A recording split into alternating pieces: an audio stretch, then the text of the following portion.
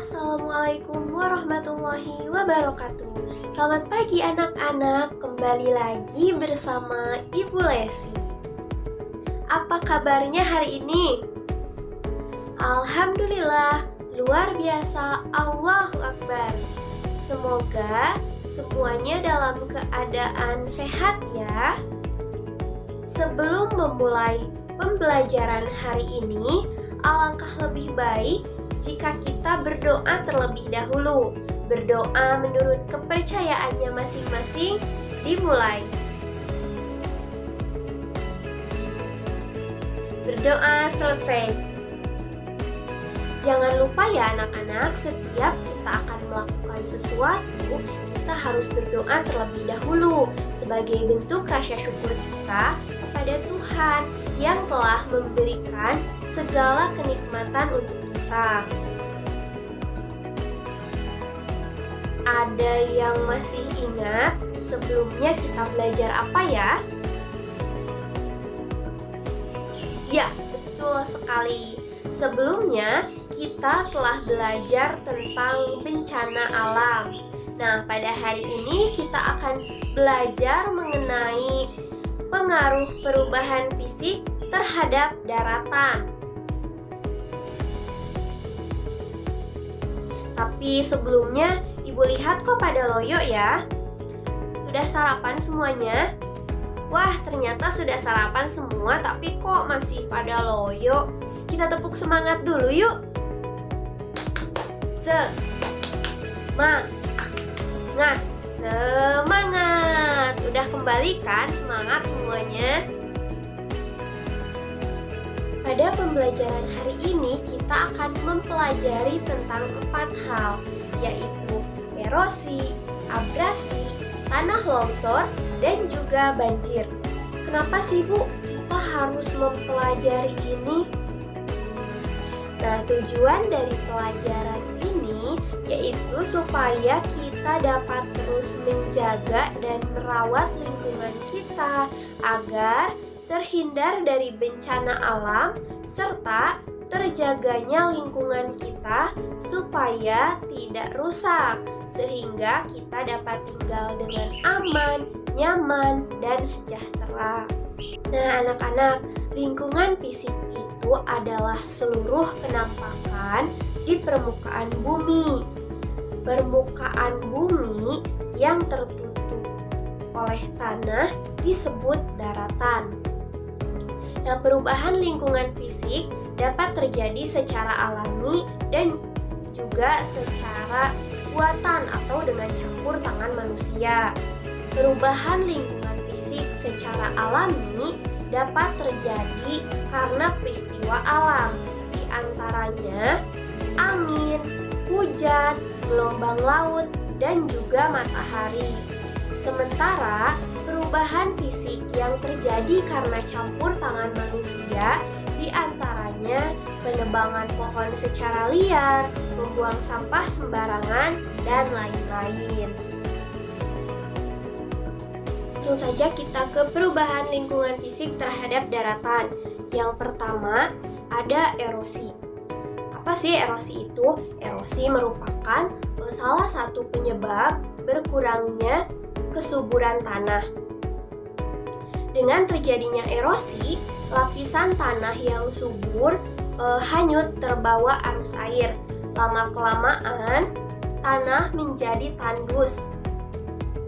Tanaman tidak dapat tumbuh di tanah yang dilanda erosi, karena di lahan ini tidak cukup tersedia zat hara yang dibutuhkan oleh tanaman. Erosi tanah paling mudah terjadi di lereng-lereng bukit. Air hujan mengalir menuruni lereng-lereng bukit tersebut dengan deras dan menghanyutkan banyak tanah. Erosi dapat pula terjadi di tanah terbuka yang datar. Hujan lebat dapat menghanyutkan dengan cepat lapisan tanah paling atas yang subur. Erosi tanah di lereng-lereng dapat ditahan dengan membuat teras-teras air. Air yang membawa tanah tidak dapat langsung menuruni lereng, melainkan harus melalui teras-teras yang memperlambat jalannya air. Kebanyakan tanah yang terbawa air itu lalu mengendap di teras-teras. Air dapat menghanyutkan tanah hanya jika alirannya deras. Dengan demikian, tanah yang dihanyutkan dari lapisan paling atas di lereng-lereng tersebut akan mengendap di teras-teras. Pinggir-pinggir teras itu dapat pula dipertinggi. Pinggir-pinggir yang dipertinggi itu disebut pematang. Pematang ini akan menahan air hujan dan tanah yang dibawanya. Kadang-kadang ditanam pohon-pohon kecil di teras-teras lereng. Hal ini dapat memperlambat mengalirnya air hujan. Aliran air yang diperlambat ini dapat memperkecil kemungkinan terjadinya erosi. Yang kedua ada abrasi. Abrasi merupakan pengikisan pantai akibat gelombang air laut. Abrasi dapat merusak ekosistem pantai. Abrasi juga dapat merusak karang dan menghanyutkan pasir, sehingga hewan seperti kepiting, kerang, atau pohon kelapa tidak dapat bertahan di sana. Apakah abrasi dapat dicegah?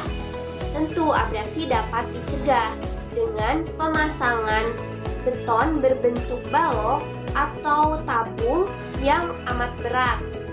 Beton ini digunakan untuk memecah ombak atau gelombang laut.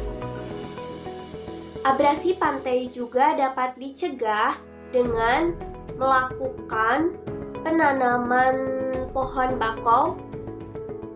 Akar tunjang pada pohon bakau yang besar dapat banyak berfungsi untuk memecah ombak. Yang ketiga, banjir. Ada yang rumahnya pernah kebanjiran? Kira-kira kenapa ya banjir itu bisa terjadi? Yuk kita simak penjelasan berikut. Hujan yang terus-menerus dapat menimbulkan bahaya banjir. Hujan membuat air sungai meluap. Luapan air sungai dapat mengakibatkan banjir di daerah sekitar aliran sungai. Luapan air sungai sanggup memutuskan jembatan dan mengikis jalan aspal. Jalan aspal menjadi berlubang jika terlalu lama terendam banjir. Banjir dapat menimbulkan kerugian seperti tanaman menjadi rusak, gagal panen, merusakkan setiap barang yang terendam, mengotori lingkungan, menimbulkan bibit penyakit, dan banyak lagi kerugian banjir yang lainnya. Banjir menimbulkan banyak kerugian, sehingga banjir perlu dicegah agar tidak terjadi. Nah, bagaimana cara mencegah banjir? Pencegahan banjir dapat dilakukan dengan cara tidak membuang sampah di sungai atau selokan, membuat drainase yang baik. 4 atau terakhir adalah longsor. Nah, di sini apakah ada anak-anak yang tinggal di sekitar perbukitan atau yang pernah melihat kejadian longsor? Tentu pernah ya. Tapi apa sih longsor itu? Yuk kita simak. Tanah longsor biasanya terjadi di daerah yang miring. Pembangunan di daerah perbukitan dapat menyebabkan longsor. Banyaknya pohon-pohon yang ditebangi membuat longsor semakin cepat terjadi.